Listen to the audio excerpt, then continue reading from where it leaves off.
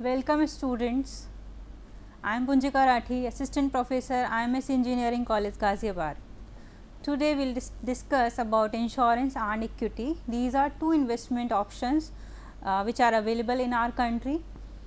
Insurance is basically risk protection measure where one can invest as well along with transferring the risk from the insured to the insurer, and equity is also a kind of investment avenue where one can expect a higher rate of return, but yes, it is risky. So, let us start them in detail. Insurance, the term insurance has originated from a term which is assurance. Assurance means yes, there is someone who will take care of you when you are in need. So, there is some party, there is some organization which is there for you, which would provide you losses, which will make good your losses when you are facing some problem. So, that is how the insurance has originated in the country as a product. Insurance is, if we say insurance, it is made up of two things, assurance plus investment. So, when you are assured that your risk, somebody will take your risk and you will also invest your money. So, that becomes the insurance. Basically, insurance is a product to transfer the risk of the insured to the insurer. So, what happens is, it is a kind of legal agreement, it is a contract. If we say it is a contract where one party, which is called as insurer, in consideration of price paid to him, that party bears the risk associated, and this party takes a consideration in taking this risk. So, the one party in consideration of the price paid, which is the premium, and this party agrees to bear the risk of the other party. And why it is taking a risk? Because that party says, the insurer says that the insured should not suffer losses, damage or prejudice by the happening of certain specified events. These events becomes the peril. These events are the risky events, because these events would make some loss to the insured. So, insurance is meant to protect the insured against the uncertain events which may cause disadvantage to him.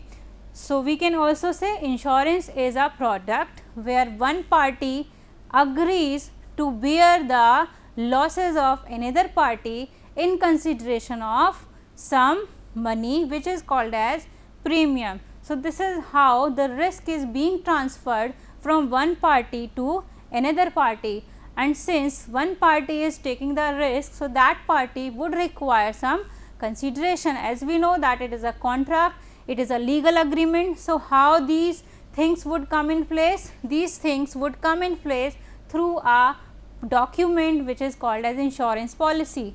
This insurance policy would give all the details regarding the insurance, when the sum assured would be provided, what are the terms and conditions, what is the risk being covered by the insurer. So, this is the basic concept of insurance, where one party is transferring the risk and second party is bearing the risk. Why? Because that party is paying a premium. So, because that party is paying a premium, so that is why that is how the product is being evolved. The elements of insurance product. These are some basic terms associated with the insurance product.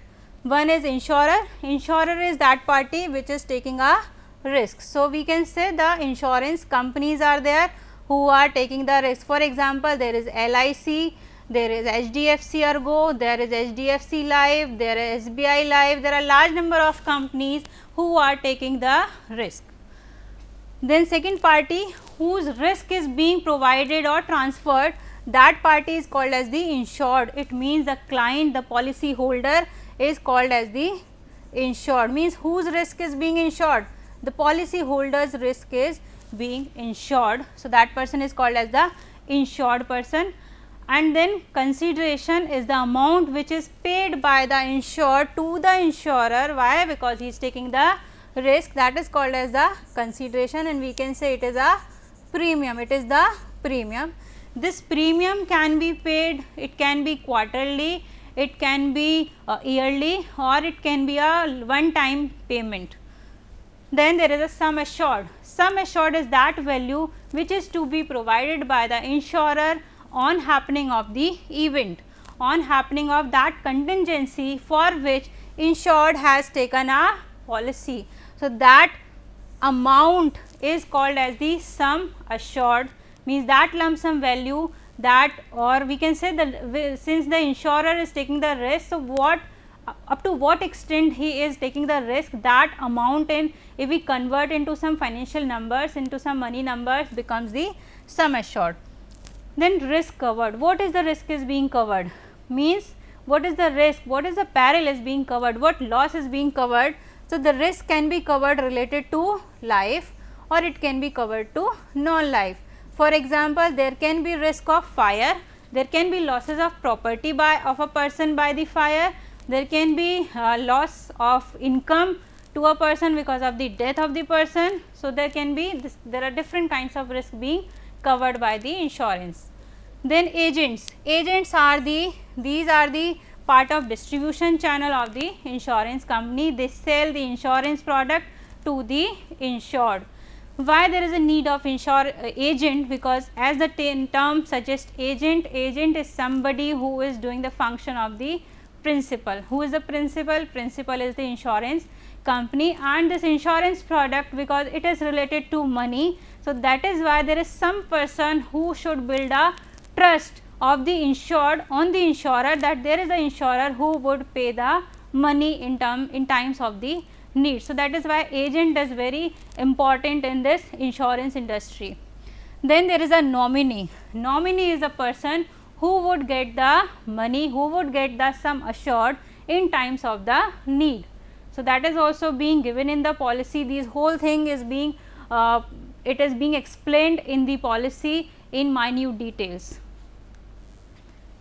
Advantages: insurance, since it is a product where the risk is being transferred. So, number one primary objective of insurance is that there is protection of risk. If there is some loss, so the insurer would make good the losses. Pooling of losses, what does it mean? It means because the policy holders, they pay a premium, they are contributing. So, what happen is insurance company generates a pool of money with it, and this pool, with this pool of money, the insurance company pays the sum assured to somebody who has occurred some losses. Due to this insurance, there would be reduction in tension and fear. A person would feel secure if he is having an insurance policy. There is credit multiplication in the country because of the insurance. Why? Because insurers, they have to invest their money into different instruments in the country, and this is how they generate returns, and this return is again invested. So, this is how money is being created, is being multiplied. So, that is why we are saying there is credit multiplication. We are saying it is even investment avenue. Yes, sure, it is an investment avenue where a person can not only protect himself from the risk, but he can also save a money from these contribution and can get back that money along with some return or some minimum rate of return. So, that is how our habit of saving can be developed with the help of insurance policy. Generally what happens is salaried class, they go for insurance. There are huge tax benefits associated with the insurance. If you purchase insurance, you will get benefits on the premium paid. So, whatever amount of premium you are paying, that would be treated as tax reduction in the tax liability of the insured.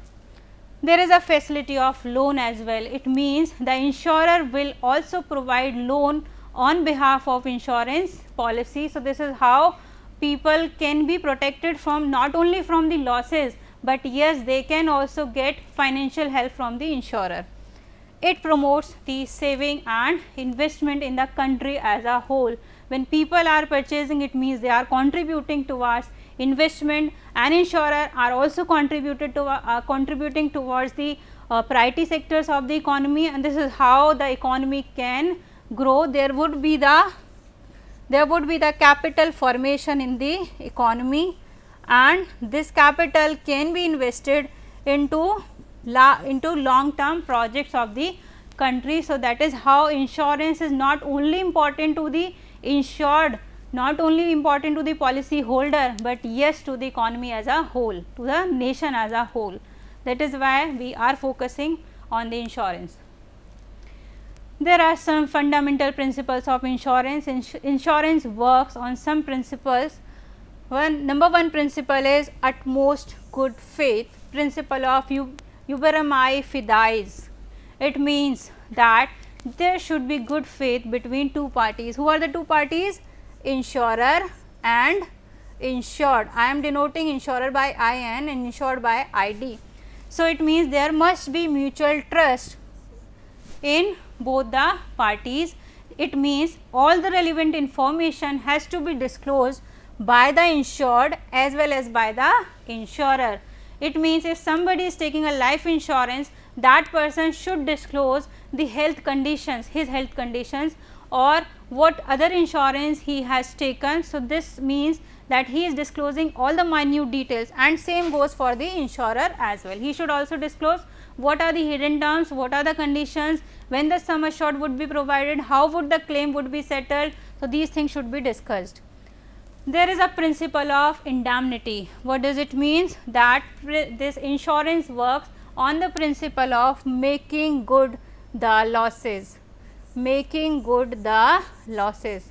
It means that the objective of insurance is just to make good the losses, not to give you benefits or the profits. It means no person should earn benefits from the insurance, he should only earn the losses. He should only get that amount by which his losses can be compensated, but he should not get the amount as a profit out of the insurance. But yes, this principle is not applicable in life insurance, because nobody can quantify life in money terms. So, this is not applicable in insurance.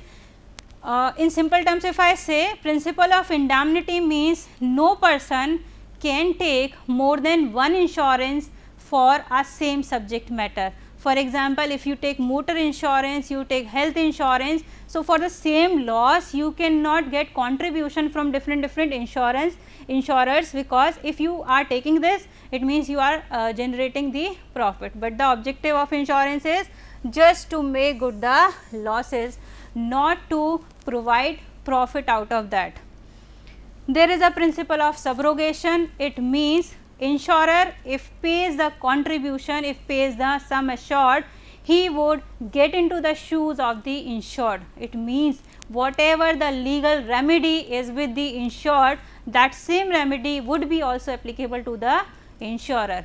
It means if there is some losses to the insured by third party and insured can take some legal remedy against the third party, so same legal remedy can also be taken by the insurer, because he has paid the compensation. Now, he is at the same position of the insured.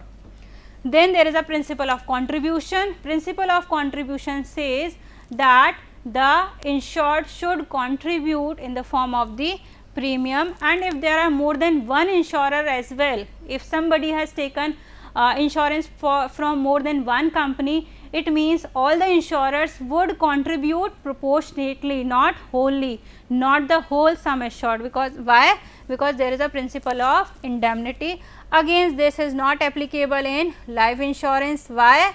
Because nobody can quantify life in numbers, in rupee values. There is a huge loss by the loss of the life.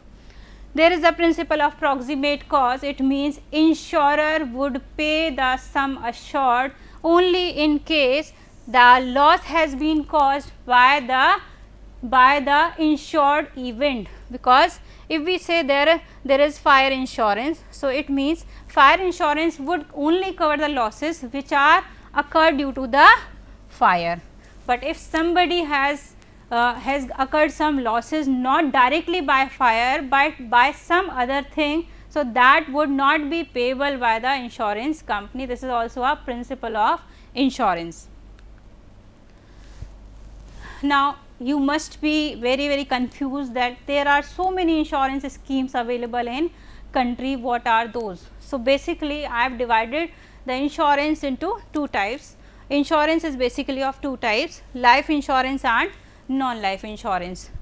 Non-life insurance is also called as general insurance. Non-life insurance is also called as the general insurance. Life insurance, first I will discuss the difference between these two, then I would move forward. Life insurance means here the risk of life is being covered. Here the risk of loss of life, it means what? Death. It means what? Death. The loss of a person by death is covered by life insurance only. And if there are losses by non-death, it means non-life. So, if there are losses to a person not because of the death, by some other thing maybe there can be some illness, there can be some illness because a person is suffering from some severe or critical illness, there is some accident has happened to the person, there is some loss in the property of the person, there is some transit or the person has occurred losses. Why? Because there is loss of the maybe goods, and the goods were transferred from one place to another by rail, by ocean, by sea, by air, and that is why the loss has been occurred to him. So, these whole kind of losses are being covered by the general insurance, and the losses due to the loss of life is only covered by the life insurance. So, if I describe what is life insurance, where one party agrees to bear the loss of life of the insured, that becomes the life insurance, and where one party agrees to bear the loss not related to life but to some other thing, that is called as the general insurance. So, there are various kinds of life insurance products in India. Number one is term insurance. Term insurance means if a person survives during the tenure of the insurance, he would not get any benefit.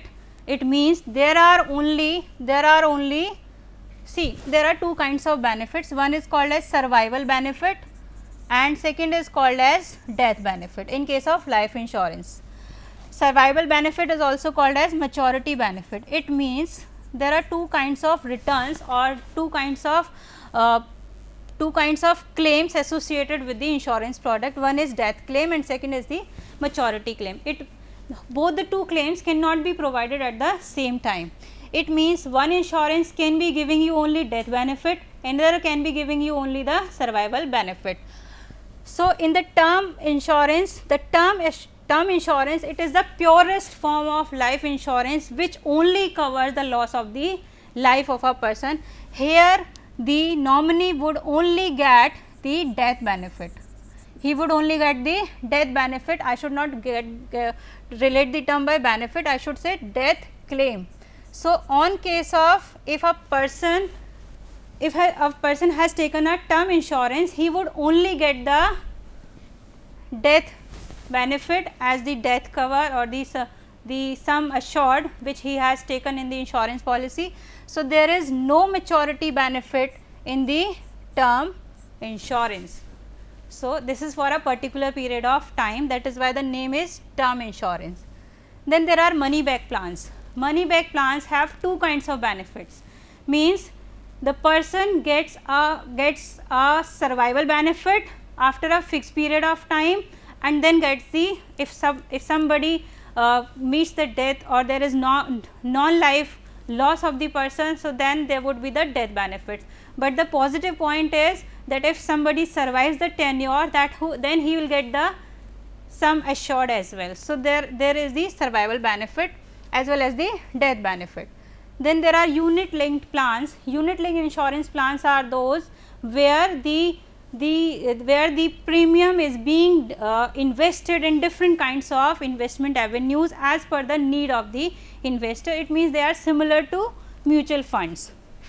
There are pension funds where the insured would get the pension, the sum assured as a pension amount or a fixed kind of income, maybe during his lifetime or maybe as a lump sum.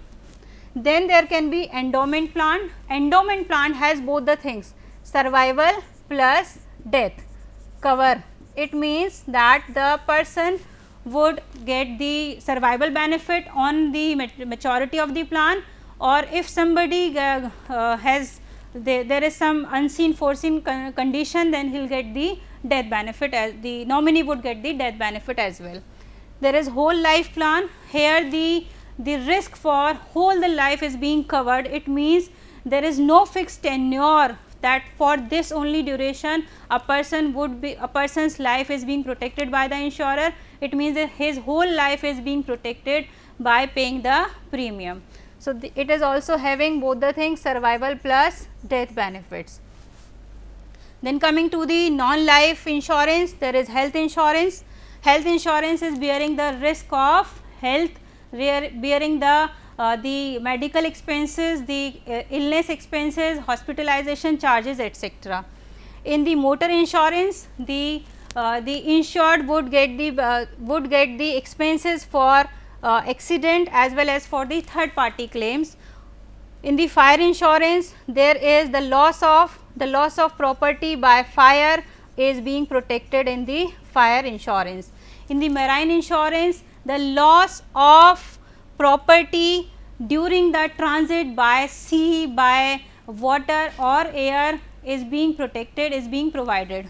In case of property insurance, the property of the insured is being protected through the insurer in the form of shop insurance, in the form of home insurance, etc. The cattle insurance, the risk of death of the cattle is being provided to the insured in case of cattle insurance, and in the case of crop insurance, the loss of crop is being insured by the insurer. You must have heard about the Pradhan Mantri Fasal Bima Yojana. It is the crop insurance. These are some important legislations regarding the Insurance Act. There is Insurance Act 1938, which governs the regulations regarding the registration, regarding the investment, regarding the expenses, prohibition of rebates, powers of investigations, etc., relating to both in life insurance as well as the general insurance. Then there is General Insurance Nationalization Act 1972, which covers the insurance related to the non-life areas, health insurance, crop insurance, cattle insurance, property insurance, etc. There is Motor Vehicles Act 1939, there is Marine Insurance Act 1963. There are some important acts which covers the prominent insurance products in the country. There is IRDA. IRDA is the regulatory body which is Insurance Regulatory and Development Authority of India. It covers, it is a regulatory and development authority. So, it covers the both life as well as the non-life insurance industry in the country. It also covers the reinsurance. Reinsurance is also a kind of insurance, but it is not available to the clients as a retail product. So, the insurers can get the reinsurance. So, basically IRDA protects the interest of consumers. It is for the financial soundness of the industry, insurance industry, and it also responsible for the healthy growth of the insurance market. The various initiatives by IRDA, various regulatory measures of IRDA to cover, to regulate and to develop the insurance industry. So, if we see what is the current statistics of the industry, currently 94.71% is the growth of the market size of the insurance industry. So, we can say easily that in this current year the insurance industry is booming. If we compare both the sectors, non-life and life insurance sectors, so the contribution of private sector is increasing. In the life insurance it is 31.3% in the life insurance sector, and in the non-life insurance sector it is 55.80% contribution by the private players. And if you see the contribution of the products, so सबसे ज़्यादा there is a contribution of the this health insurance, this motor insurance and the fire insurance. They are contributing very much in the insurance industry. The next topic of today's lecture is equity. Equity is a source of financing. There are two sources of financing of the industry, equity and debt. So, equity is the money which is to be returned to the company shareholders if all the assets are liquidated and all of the company's debt are paid off. It is a long term source of financing. So, when a company is formed, so it takes money. So, the promoters they contribute the money in the form of the equity. Equity is also called as shareholders equity, which means total assets minus total liabilities. Generally, equity is issued to general public through IPOs and FPOs, and it is generally non-redeemable in the nature. These equity shareholders they hold the right to vote, and they also share the profits, and they also claim in the assets of the company, but yes, their claim is a residual claim. It is represented by the company's shares. There are different terms associated with equity: par value, face value and book value. As we have discussed, there are different kinds of shares. The shares are of two types: equity shares and preference share. Majority, if we say the equity shares are generally also called by the sweat equity, right shares, participating, non-participating, cumulative shares, non-cumulative, convertible, non-convertible, large cap funds, small cap shares and mid cap shares. There are blue chip shares, cyclical shares and defensive shares. So, there are various terms associated with the equity shares. But how we can trade them, how we can purchase them? We can purchase them through the primary market, through IPOs and FPOs, and we can also purchase them through the secondary market, through the stock exchanges. Then you must be thinking like, what is the benefit of purchasing equity? Why? Because equity are giving higher rate of return. Why? Because equity gives dividend, and dividend is announced on the profit of the company. So, there is no limit on the profits of the company. If profits are increasing, the dividend would be increasing and the returns would be increasing. On purchasing equity, you become owner of the company. So, it gives a satisfaction as well that now you are owner, you are participating in the managerial affairs and you are sharing the profits. There is tax relief on equity linked savings on the equity shares. So, you will get tax redemption as well, and these are marketable. Marketable means you purchase in primary market and you sell it in secondary market. Then what is the risk associated with equity? Yes, it is very risky. As I have said, there is high return. So, this high return is at the cost of the high risk. If a company is not performing well, so the dividends, there will be less dividends, there will be, if there are losses, so the losses are to be borne by the ultimate shareholders, who are the owners, who are the equity holders. There is no fixed income on the equity. Why? Because there is no fixed dividend, no fixed profit has to be shared. Then there is a residual claim on the equity. It means if the company is to be liquidated, the assets are to be distributed firstly among the stakeholders, then among the debt holders, and then among the preference shareholders, and the rest is being distributed to the equity holders. So, that is why it is said that equity holders have a residual claim. So, that is why also it becomes risky for investment. So, this is all about trading. These are my references. Thank you.